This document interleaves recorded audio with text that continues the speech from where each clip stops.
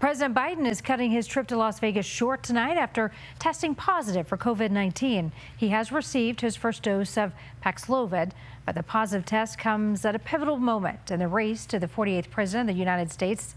CBS polls show that Trump is leading in the swing states. Those numbers come before Saturday's assassination attempt, leading into this week's Republican National Convention.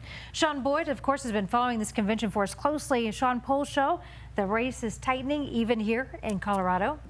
Biden is still ahead, but according to a poll by Global Strategy Group, a Democratic polling firm, Trump is within 6 points, not the 14 points he lost to Biden by in 2020. Still, Colorado isn't on either campaign's radar just yet. It's the swing states of Michigan, Wisconsin, and Pennsylvania that will likely decide this election. And tonight, Trump's running mate aimed to show working-class voters in those states he's one of them. Now, never in my wildest imagination could I have believed that I'd be standing here tonight. JD Vance's life story is in some ways the inverse of Donald Trump's. I grew up in Middletown, Ohio. His mom a drug addict, his dad absentee. He was raised by his grandma. While he went on to join the military and graduate from Yale Law, he embraced his blue-collar roots this night. President Trump represents America's last best hope to restore what, if lost, may never be found again. A country where a working-class boy born far from the halls of power can stand on this stage as the next vice president of the United States of America. Once one of Trump's harshest critics, Vance lavished the president with praise. Mr. President, I will never take for granted the trust you have put in me.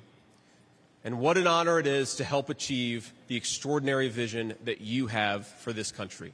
And he repeatedly attacked Biden while subtly noting his own youth. At 39 years old, he's one of the youngest VP candidates. When I was in the 4th grade, a career politician by the name of Joe Biden supported NAFTA, a bad trade deal that sent countless good jobs to Mexico.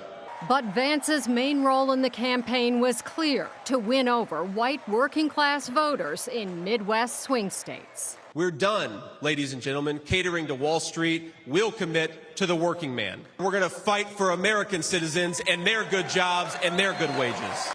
To the people of Middletown, Ohio, and all the forgotten communities in Michigan, Wisconsin, Pennsylvania, and Ohio, and every corner of our nation, I promise you this: I will be a vice president who never forgets where he came from.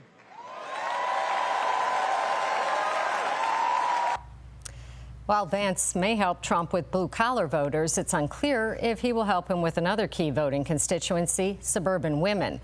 One thing he did not talk about tonight is abortion. And like Trump, he supports exceptions for rape, incest, and a mom's life, does not support a federal ban. You know, he largely supports Trump's views on abortion, tariffs, foreign policy, and should Trump get a second term, Vance is seen as heir apparent. All right, Sean, thank you for all your coverage. We appreciate it.